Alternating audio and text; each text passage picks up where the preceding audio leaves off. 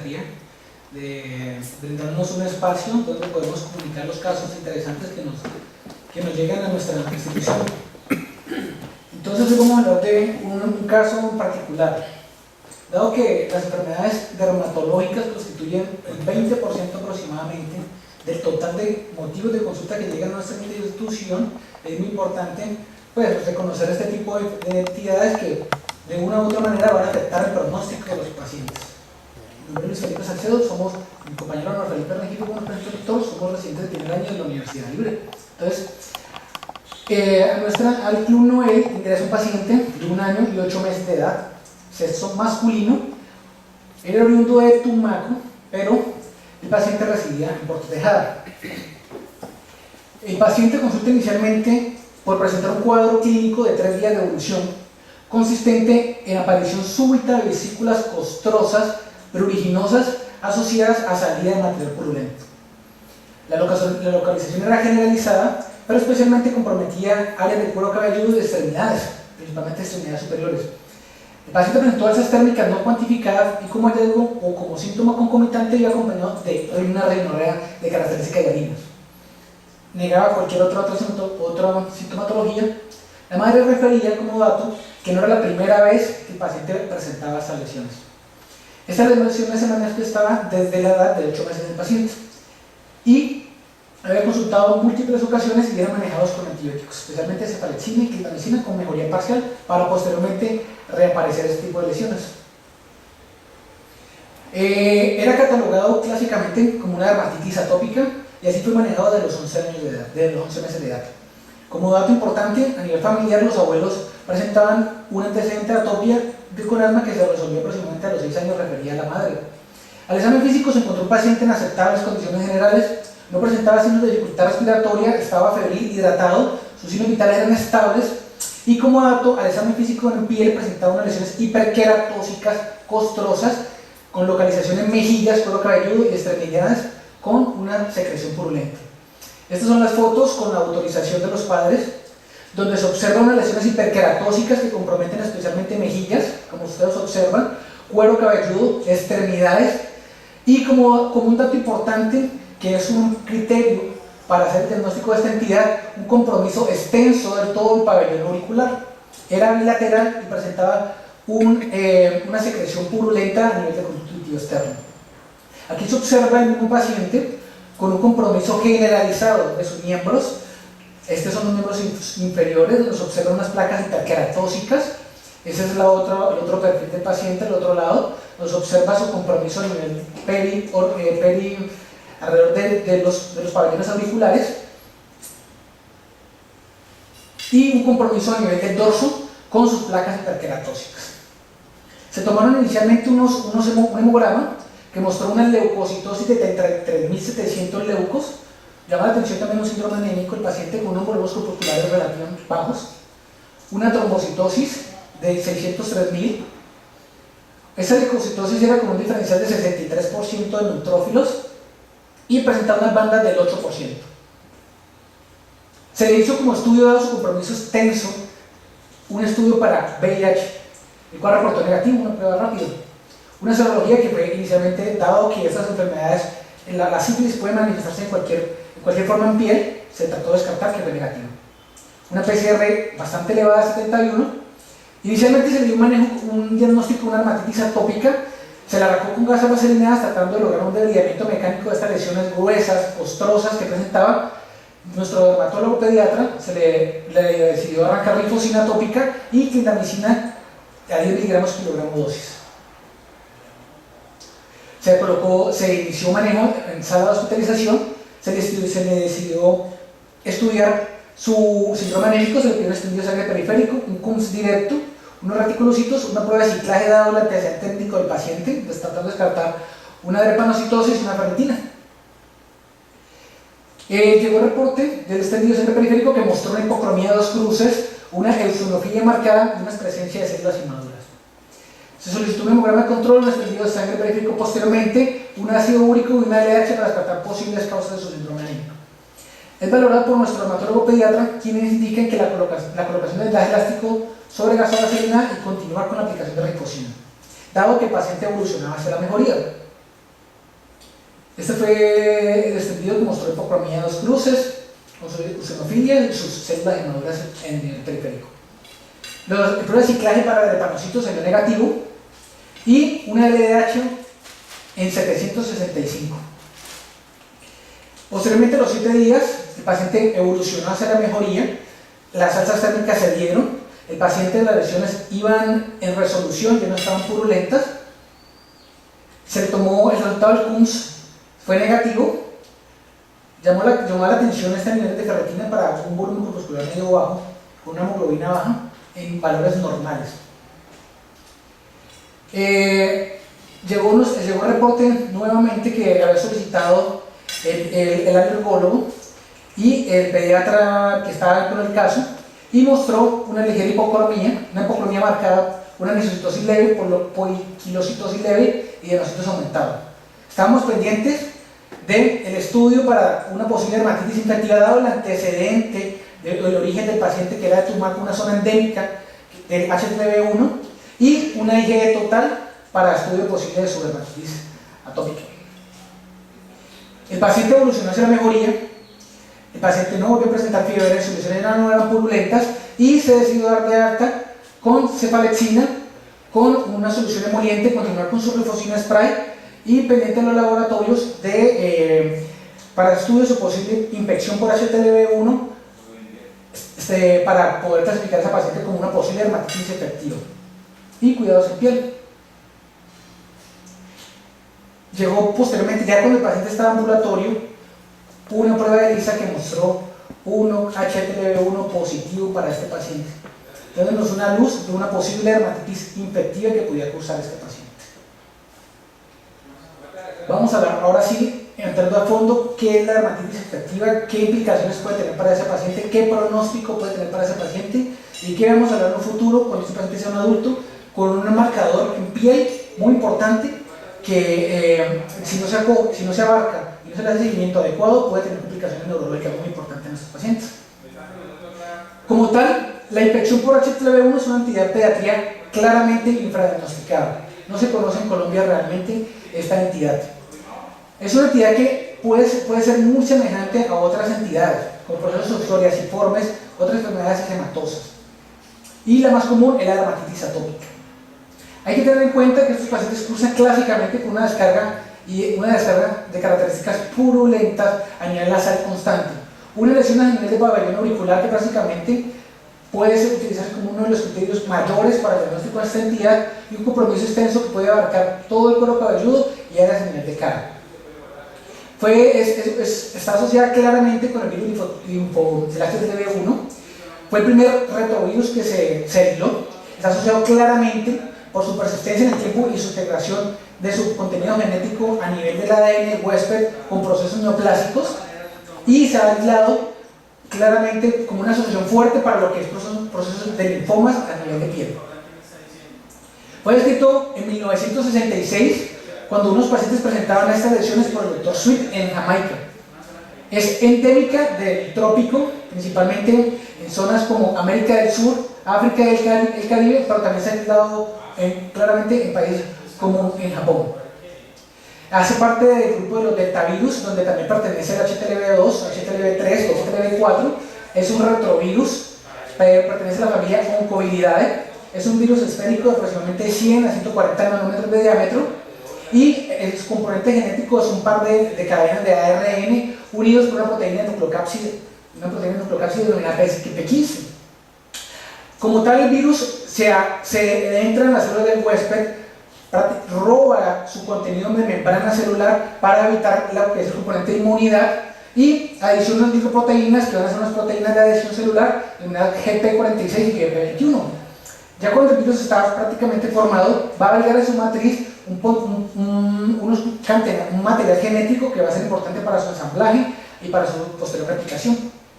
Está compuesto por una cápside icosaédrica donde va a valgar las enzimas necesarias para su replicación y su formación.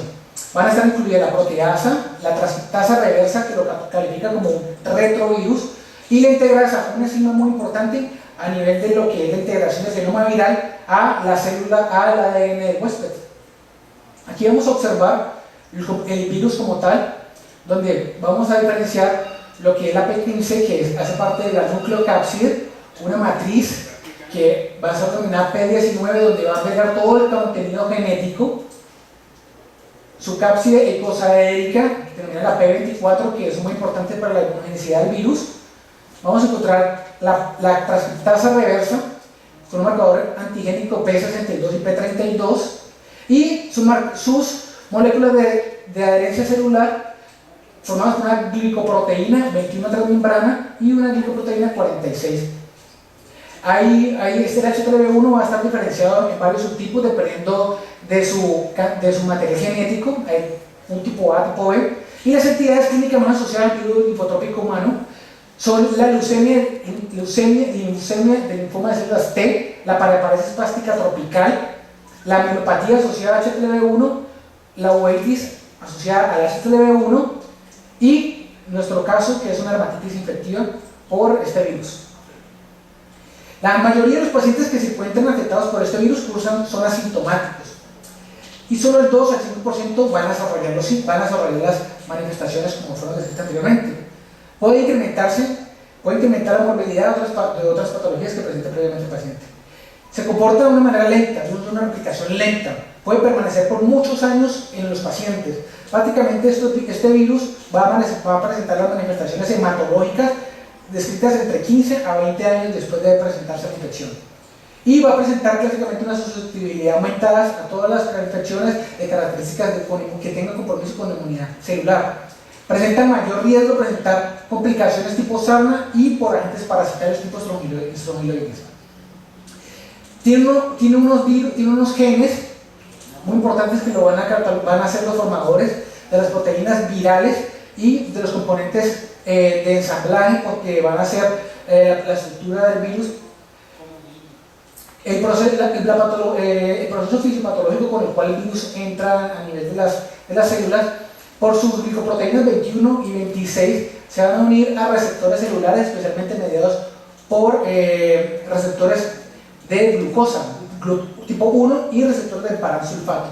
Van a entrar por medio de su transcriptasa reversa, se va a formar un proceso se va a replicar DNA. Ese DNA, que va a estar libre a nivel del citoplasma, por medio de la integrasa, se va a adherir al DNA del huésped.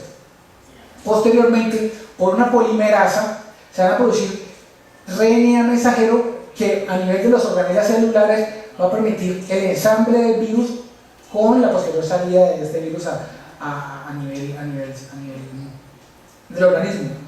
Es importante que este virus produce liberación de unas citoquinas constantemente, que va a definir el estado proinflamatorio de este virus. Eso está mediado especialmente por la vía del interferón, el factor kappa beta, y por la vía del inflasoma, que lo que va a producir es una liberación constante de interleuquinas y factor de necrosis tumoral. ¿Y qué me va a producir eso en un paciente? En un paciente que va a tener una replicación viral constante, que me va a producir una hipofunción a nivel del timo, me va a producir una liberación constante de un estado inflamatorio, a su vez está asociado con una disfunción de la filagrina, va a llevar a un estado de inflamación crónica. Esta inflamación crónica en la piel va a predisponer a infecciones por estafilococo, por estreptococo beta hemolítico, y va a presentar las manifestaciones clásicas de la dermatitis infectiva. Como tal, el virus va a producir una disfunción a nivel de la barrera epidérmica y va a producir, como ya se dijo anteriormente, una susceptibilidad mayores a infecciones de piel. La epidemiología principalmente está dada en regiones del trópico, en África subsahariana y en América del Sur, es principalmente en Brasil, que es donde más estudios tiene acerca de este virus. Hay estudios que lo catalogan principalmente en América del Sur como una alta incidencia en Jamaica, en Brasil y en Trinidad y Tobago, que es donde más, dado las condiciones socioeconómicas bajas, donde más prevalencia tiene este virus. En Colombia, las zonas donde la prevalencia es mayor, estado en Leticia, en Tumaco y en Buenaventura también se ha dado, aquí en el valle, una prevalencia importante. Tener en cuenta y todos sus pacientes que tengan origen de Buenaventura con lesiones características de piel deben tener este diagnóstico como un posible diagnóstico diferencial cuando tengamos esta clase de pacientes. Principalmente su aparición es en la infancia, tiene un pico a los 2 años, tiene predilección por el sexo femenino, la gravedad disminuye con la edad y, dado la madurez del sistema inmunológico, rara vez va a presentarse en la vida adulta. Tiene un pico máximo entre los 5 y los 9 años, que es donde se encuentra el 45% de los pacientes que presentan estas lesiones. Se considera que en el mundo aproximadamente de 15 a 20 millones de personas están infectadas y hay un grupo especial que tiene un grupo más susceptible, que son los desnutridos y los pacientes que tienen un nivel socioeconómico bajo.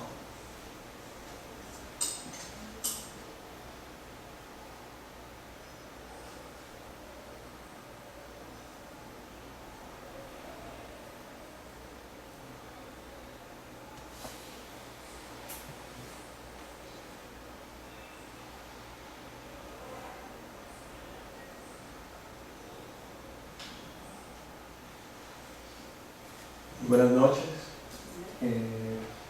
Pues continuando con la charla, realmente pues la hemos dividido en 2 partes, porque la primera pues básicamente está orientada hacia la parte de entender los mecanismos por los cuales el virus genera un daño al organismo y poder entender digamos cuáles son las comunidades que están realmente implicadas en esto.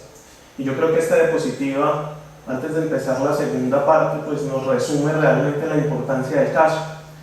Y es que de 15 a 20 millones de personas están infectadas por el virus HTLV1, el virus linfotrófico de células T tipo 1, que además comparte características como retrovirus con el virus de la inmunodeficiencia humana y que puede producir daños tan graves como este.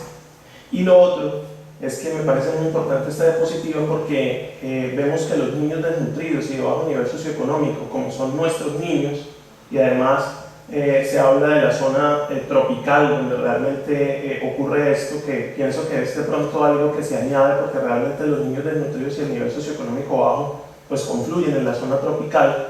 Estos 2 puntos pues lo hacen importante. Lo otro es que la dermatitis infectiva pues no tiene una gran importancia desde el punto de vista de complicaciones como tal. De hecho, cuando uno revisa todo lo que tiene que ver con esto, pues es muy bajito las complicaciones, pero sí las implicaciones y riesgo que pueden tener los adultos, porque generalmente, como vemos allí, es una enfermedad de niños menores de 2 años y sobre todo por encima de los 18 meses. La transmisión. Entonces, cuando hablamos de transmisión, tenemos que hablar algo muy interesante, y es que es considerada una enfermedad de transmisión sexual. Vemos que hablamos de muchas enfermedades de transmisión sexual, pero nunca se habla de la dermatitis infectiva ni del virus HTLV1. Y resulta que descuidamos digamos, las regiones donde ocurre esta enfermedad y no hacemos énfasis en que la forma de prevenir esta enfermedad es controlando y haciendo educación sexual. ¿Qué es lo que pasa? Hay una gran cantidad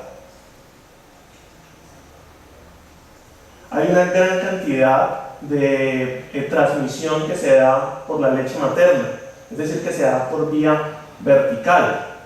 Eso en las series puede estar entre 5.7 a 37.5 con una media de 20%, donde la transmisión se da básicamente por la leche materna, ¿sí? Es muy poco probable que se dé por vía transplacentaria o vaginal y está relacionada básicamente con la cantidad de tiempo en que se da la leche materna, la carga proviral que tiene esa leche materna y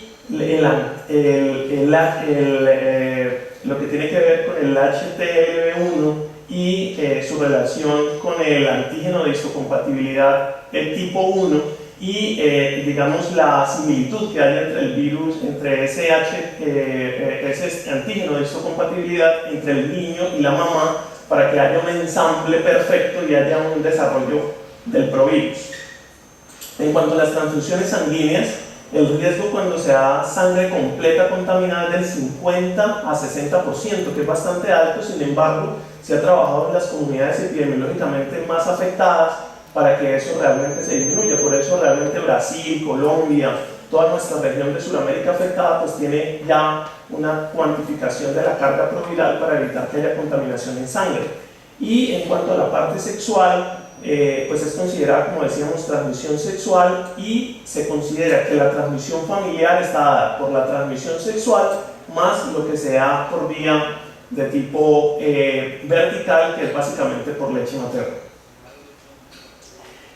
¿Qué es entonces la dermatitis infectiva? Entonces queremos enfocar esta parte de la charla en que nos quede muy claro cómo se presenta la dermatitis, cuáles son las manifestaciones clínicas de la dermatitis. Entonces, ¿cómo se define?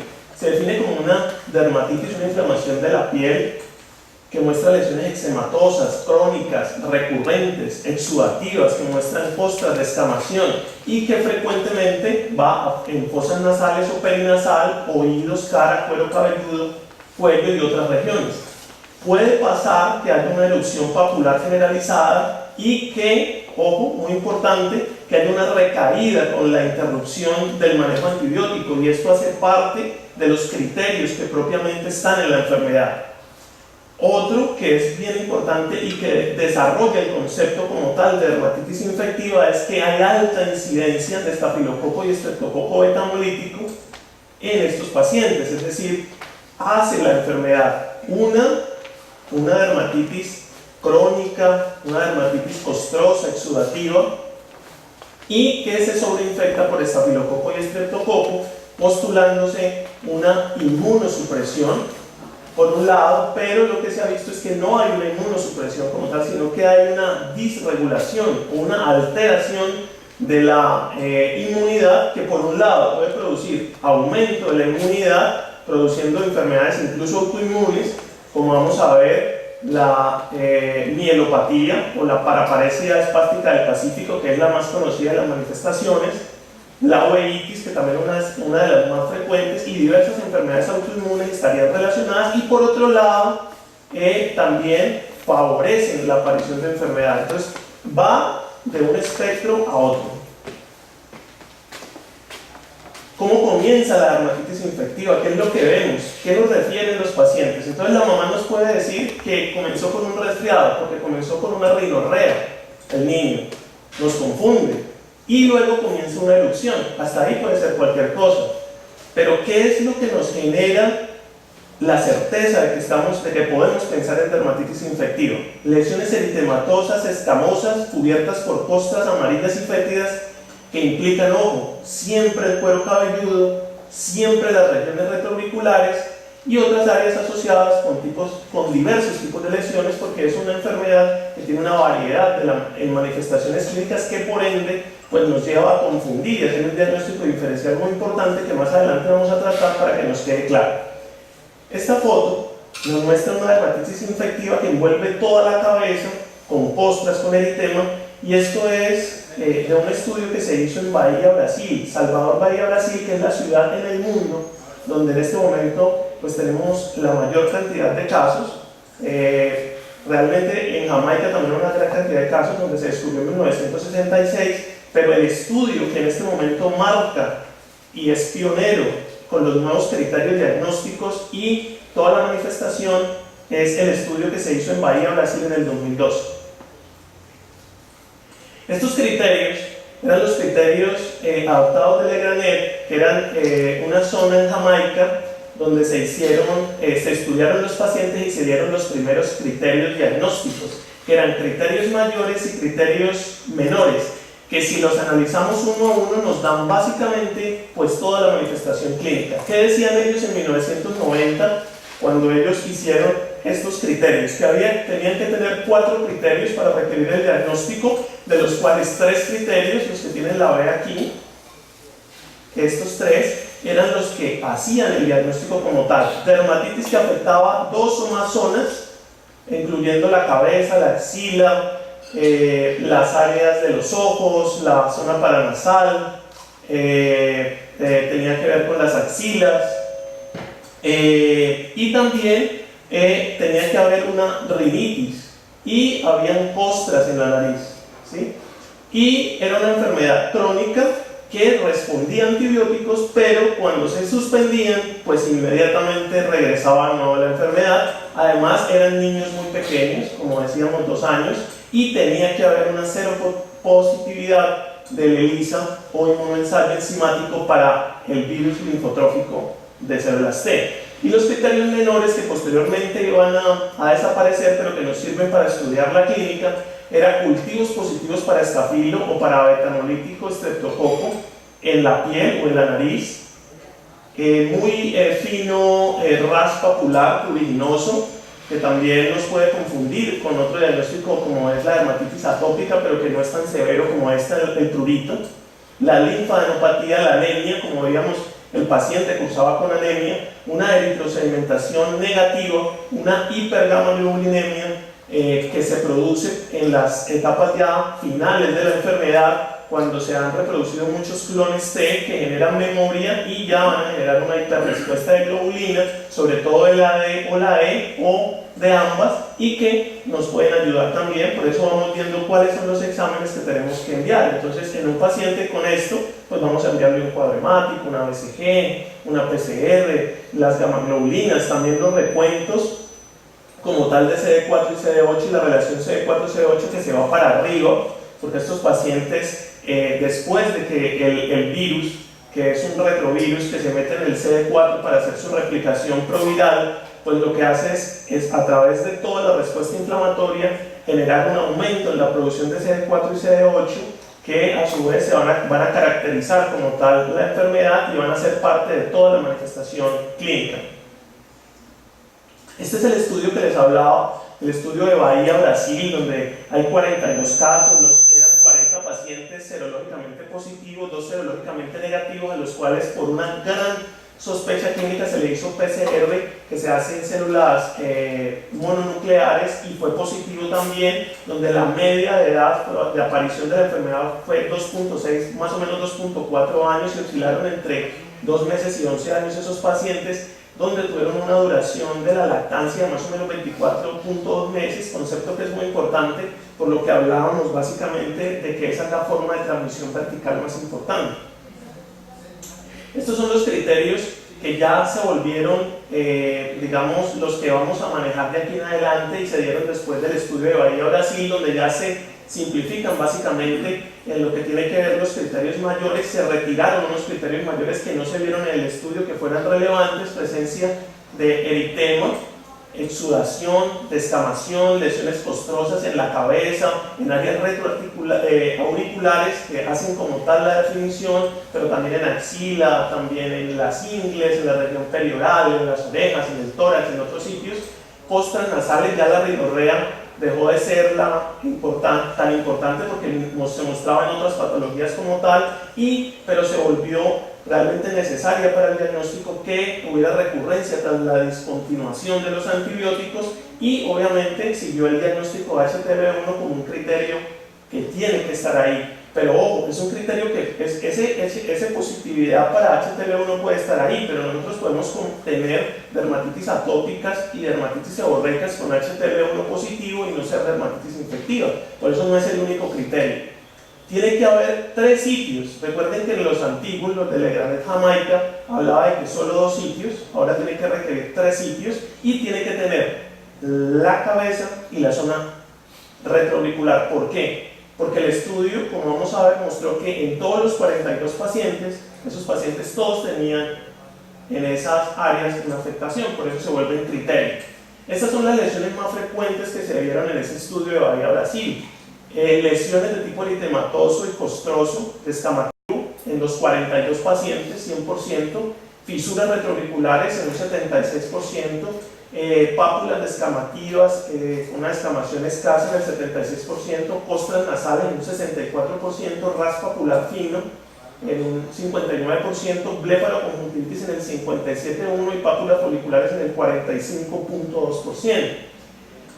¿Qué se vio más afectado? Entonces, lo que marca los criterios diagnósticos: cabeza 100%, regiones retroauriculares 100%, ¿sí? El cuello 88%, las axilas el 83%, las ingles el 78%, paranasal, importante en la cara, 71%, orejas 71%, tórax y abdomen 60%. Este es un punto importante, las fosas antecubitales y hipoplíteas, porque nos marcan un diagnóstico diferencial que tenemos que hacer, sobre todo con la dermatitis atópica, que es la dermatitis más frecuente que hay en nuestra población.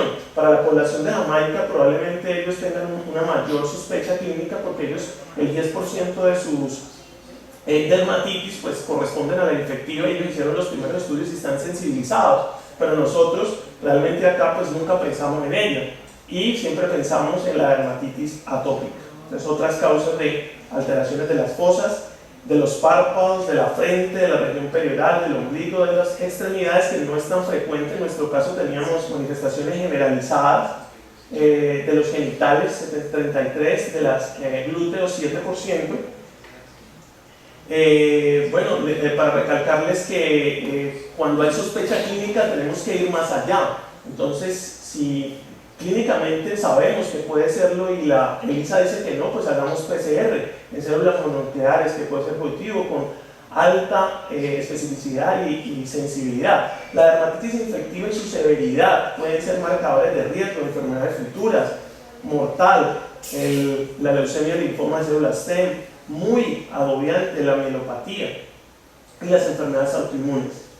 Estas son fotos que nos grafican lo que hemos hablado. Miren este niño con una lesión en la cabeza, con pequeñas costras en la cabeza y en las orejas, con pápulas en la cara, que son muy clásicas, un envolvimiento extensivo y severo de la cara, de la cabeza, de la frente, de la región perioral, de la región perinasal, que es muy típica, con exudado y con costras amarillas, que demuestran más que todo infección por estafilo.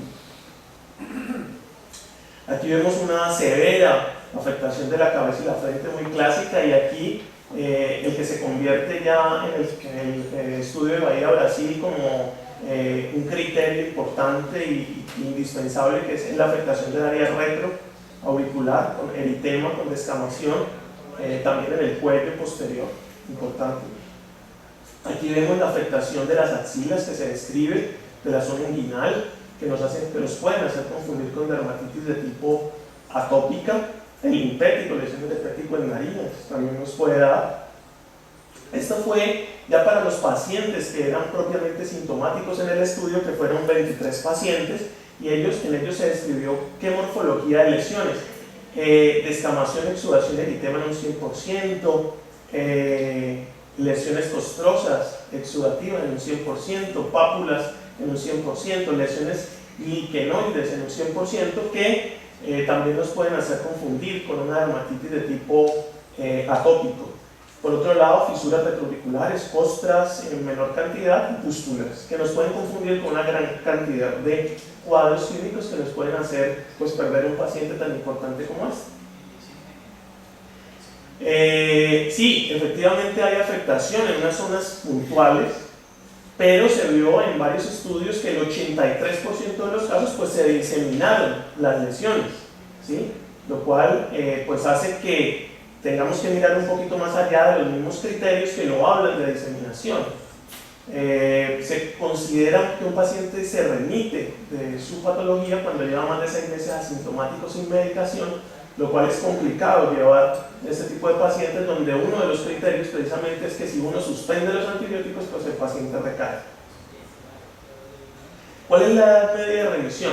Generalmente el promedio es 15 años, pero puede variar entre 10 y 23 años, y lo que se ha visto no sobrepasan de 23 años. Como ya hablaba el doctor, que realizamos pues, básicamente el trabajo, hay una gran cantidad de comorbilidades asociadas que pueden ir en los espectros autoinmune e infecciosos, ¿sí? La sarna como infección, en las opacidades corneales como producto de infección o también de daño autoinmune, la bronquiectasis como producto de infección, o asociadas a la neumonitis linfocítica intersticial, la glomerulonefritis, la equiosis adquirida, la enfermedad por estronquiloides que se puede diseminar. Son enfermedades que nos pueden hacer un diagnóstico diferencial o pueden estar asociadas. De hecho, estos pacientes tienen una alta incidencia también de dermatitis, sobre todo dermatitis seborreica sobreañadida.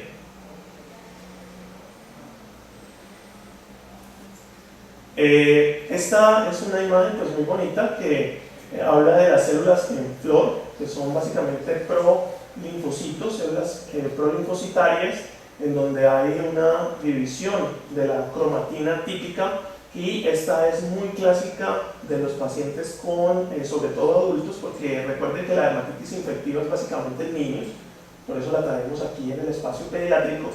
Esta es más frecuente en los adultos, en la leucemia linfoma de células T, que tiene una implicación muy grande en mortalidad.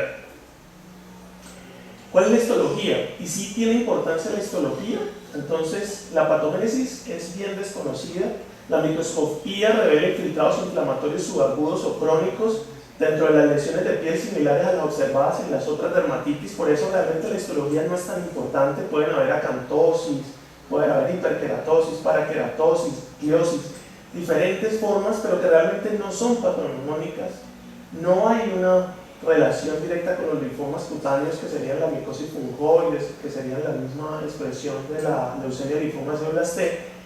O sea que quedamos en las mismas. La histología sugiere sí que como hay un infiltrado linfocitario, que es un infiltrado leve a moderado, sí sugiere una alta reacción del huésped contra el virus, que en realidad es lo que nos genera la manifestación de la enfermedad con una alta inflamación en la piel.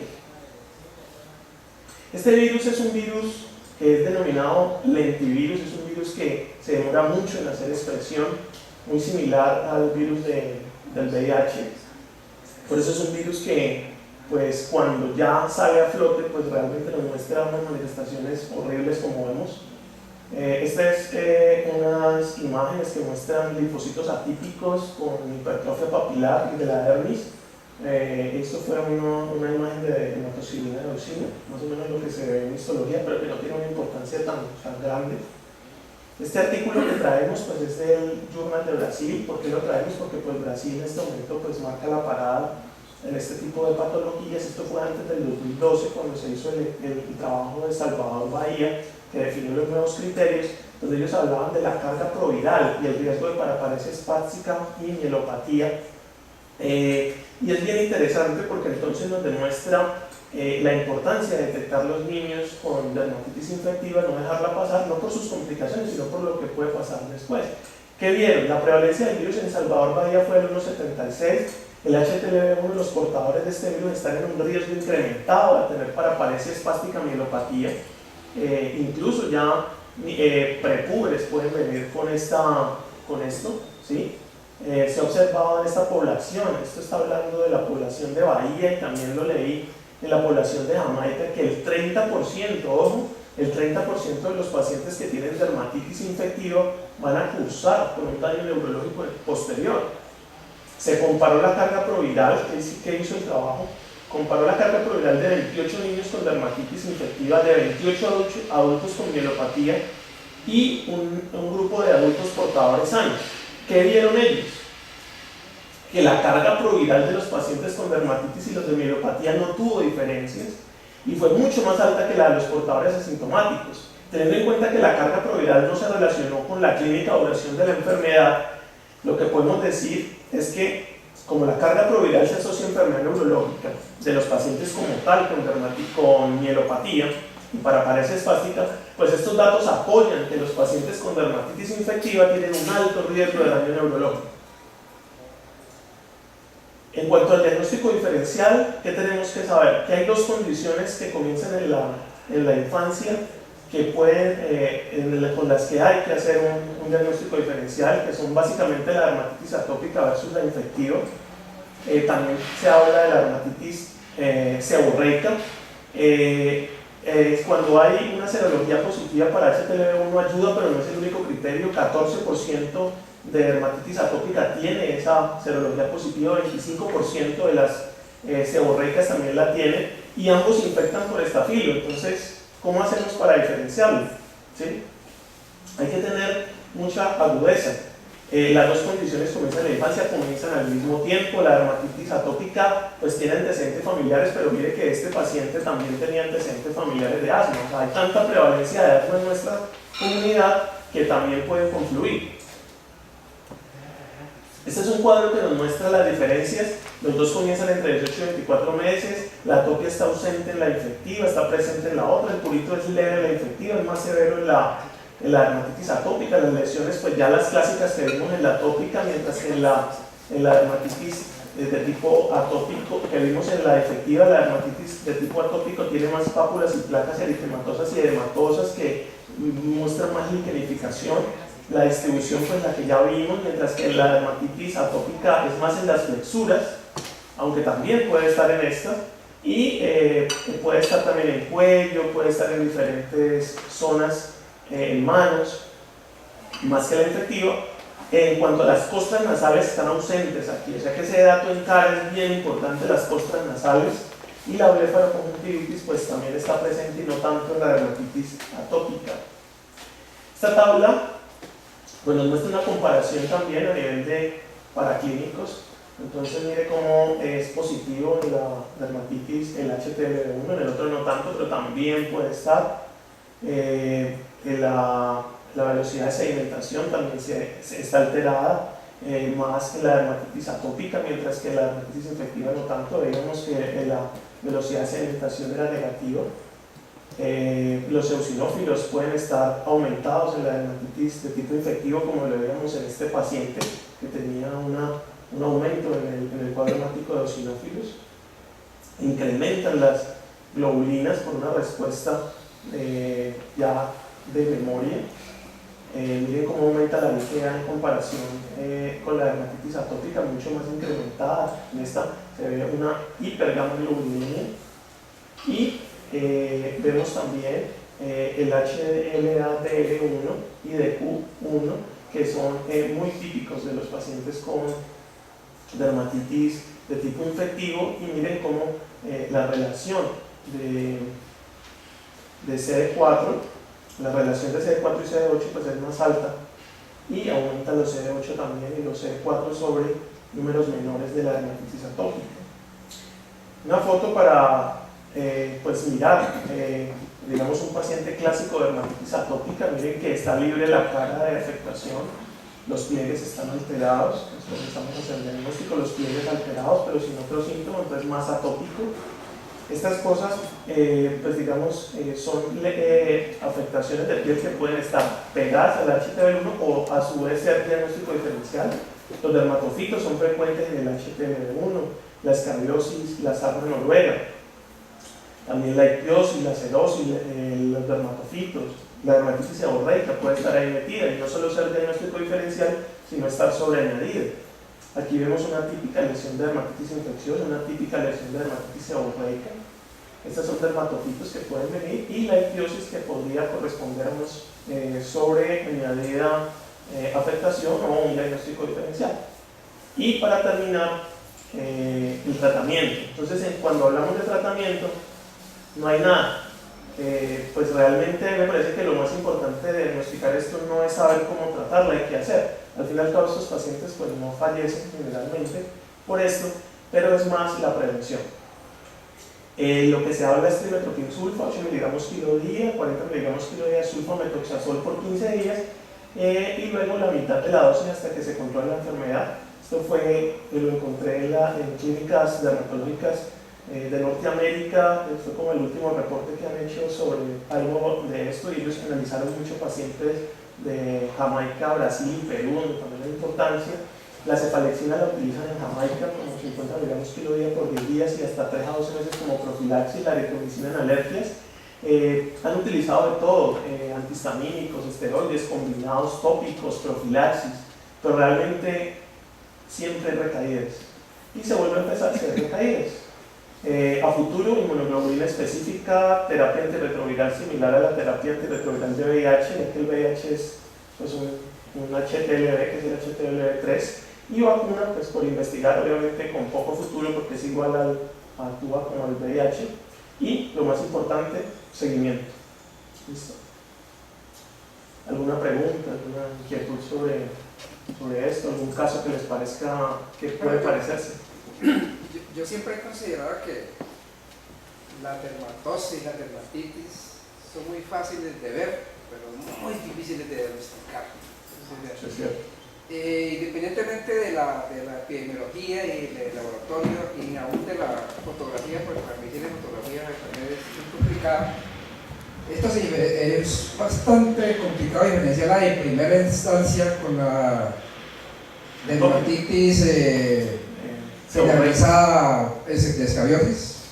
Dentro de la posibilidad diagnóstica, como diagnóstico diferencial, está la sarna, sobre todo la sarna noruega, que es la sarna que aparece en pacientes, digamos, inmunocomprometidos.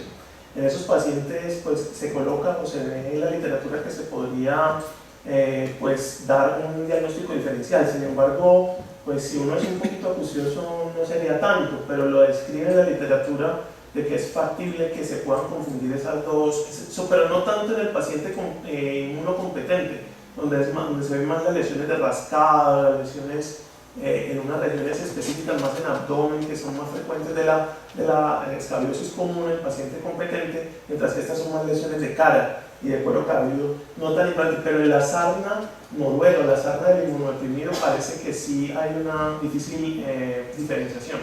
Es que mirando la distribución geográfica y las condiciones de salud de nuestra tierra, de nuestro país, yo me acuerdo de haber visto muchas sarnas escabiosis sobreinfectadas que eran muy parecidas a todo esto que hemos visto. Sí, generalmente, y si uno ve esos pacientes, uno diría...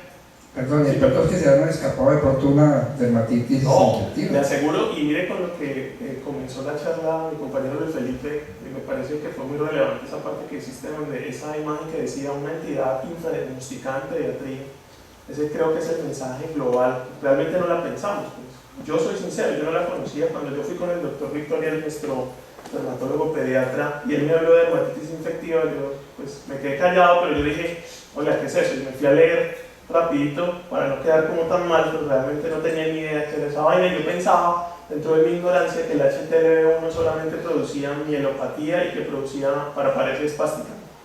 Y eso parece que es general. Sí, eso parece. Hay que tener en cuenta también, doctor, que clave el origen del paciente, la procedencia.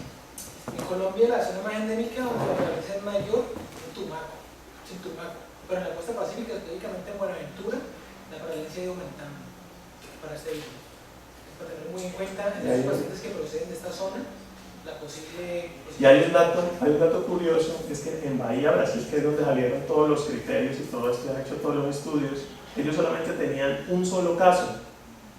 Y cuando se metieron a hacer el estudio, aparecieron 42 casos en el mismo periodo de tiempo, que fue como 5 años. Entonces, pues, ¿qué está pasando? Realmente nadie pensaba en ello, pero está ahí. Porque inclusive esa dermatitis atópica se sobrepeta y da la misma cosa. Sí, es exactamente lo mismo. El problema es que si no se diagnostica, entonces no se puede prever a largo plazo sobre las lesiones que pueden afectar ya en la parte neurológica. Lo importante de tener un diagnóstico oportuno en esos pacientes, Doc, es que el 30%, como lo explicaba mi compañero, el 30% de los pacientes que presentan esta infección pueden desarrollar con el tiempo la paraparesia que explicó mi compañero. Entonces, un paciente con una dermatitis infectiva, con un HTLV1 confirmado, tiene que hacerle seguimiento a ese paciente para prevenir que ese paciente sea complicado después. Bueno, y a la inversa, los pacientes con paraparesia espástica que no se han investigado epidemiológicamente para atrás si tuvieron... Sí, ya cuando leíamos algunos estudios donde muestra que retrospectivamente ya usted comienza a mirar y hay una gran cantidad de dermatitis que ellos decían, no, es que el niño sufre de dermatitis atópica y siempre se le sobreinfectaba y le daban antibióticos. Ahí está, 3 de 10. Bueno, gracias. No, usted.